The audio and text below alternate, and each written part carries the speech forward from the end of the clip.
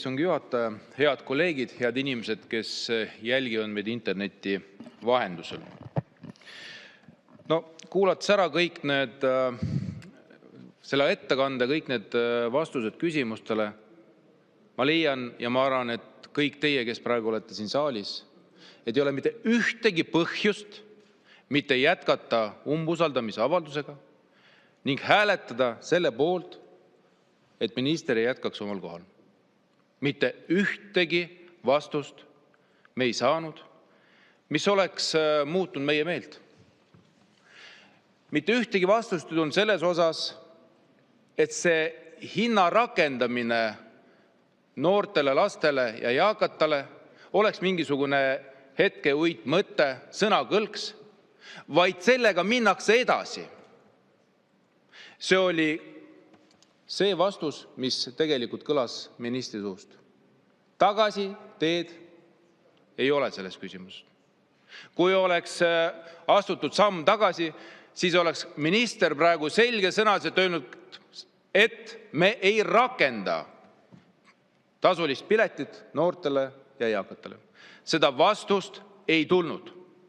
Järelikult kõik see jutt sellest, et see oli minu ettepanek, ministri ettepanek, et see oli mõtlemiseks, vaagimiseks, vaatamiseks, analüüsimiseks. Ei. See oli selgelt välja toodud selleks, et kehtestada tasuline pilet ja saada riigieelarvesse noortelt ja meie eakatelt 3 miljonit. Ja sellega minnakse edasi. Vahepealne etendus, mis siin oli, et Reformierakond sellest ei teadnud.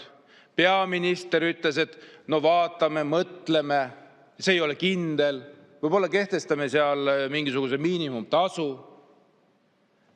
Mitte ühtegi vastust sellest osas me ministrit ei saanud. Me saame aru, et see, mis vahepeal on toimunud, on olnud üks etenduse osa. Piletitasu tuleb ja see on probleem. Teate, kogu sellest sõnavõtust sai meil selgeks väga üks oluline asi. Eesti rahvas, käige jala või sõitke rattaga, sest niimoodi on soodsam. See on see, mis kõlas ministri mõtetes, kui kokku võtta. Ja see väga paljuski ei erine tegelikult praeguse valitsuse retoorikast.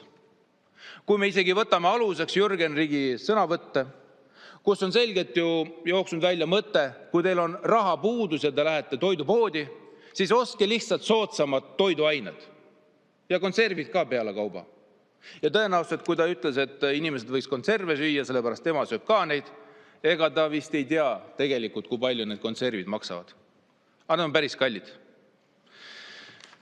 Üleüldiselt ma arvan, ja see tegelikult see arvamus tugineb ministri viimasest arvamusloost, et antud isikul täiesti puudub arusaam regionaalpoliitikast.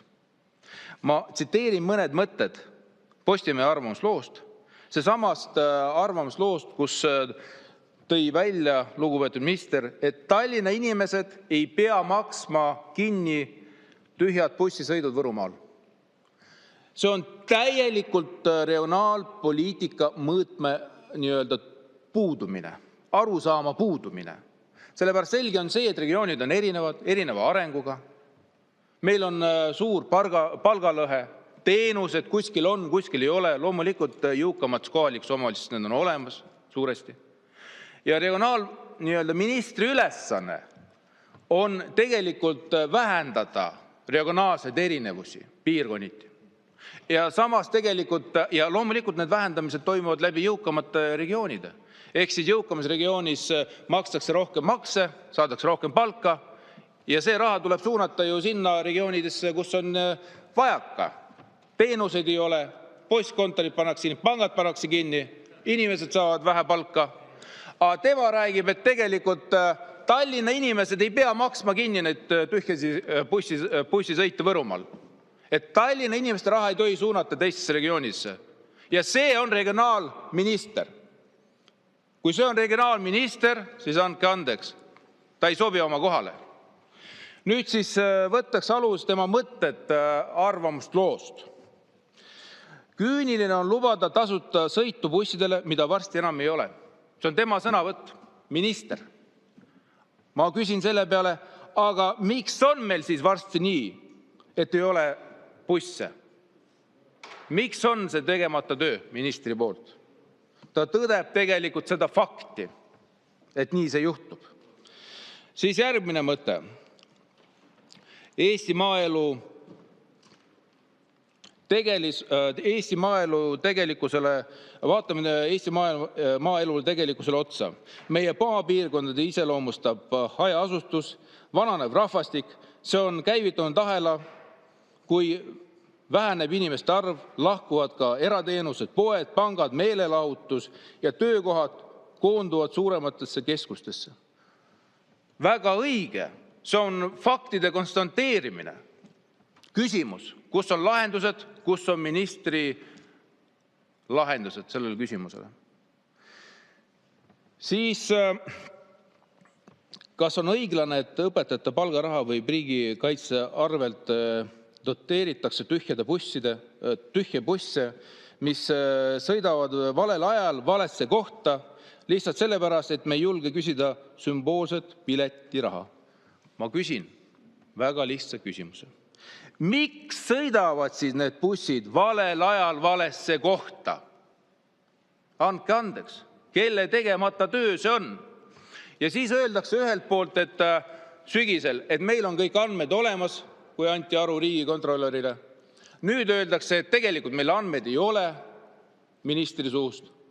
Aga kolmandaks siis kõik need ühistranspordikeskuse juhid ühest suust ütlevad, ei tea, millest minister räägib. Meil on kõik andmed olemas. Minister võiks tulla meie juurde, küsida, vaadata, kuidas tegelikult me tööd teeme. Küsin siis, kes see valetab siis? Kas minister valetab, et tal on vaja neid andmeid ja neid andmeid ei ole, selleks on vaja rakendada piletitasu? Või siis ikkagi need väga halvad transpordikeskuse juhid, kes ütlesid selgelt välja kõikidest uudistest, need andmed on meil olemas. Me ei saa aru, millest minister räägib. Head Riigikogu liikmed, ma tänan teid kõiki, kes olete kaasa tulnud umbusaldusega. Selge on see, et meil on väga suured probleemid regionaalpoliitikas. Selge on see, et meil ei ole korrektseid vastuseid täna antud. Ja selge on see, et me selle umbusaldusega lähme edasi ja Eesti väärib paremat põllumajandus- ja regionaalministrit. Aitäh!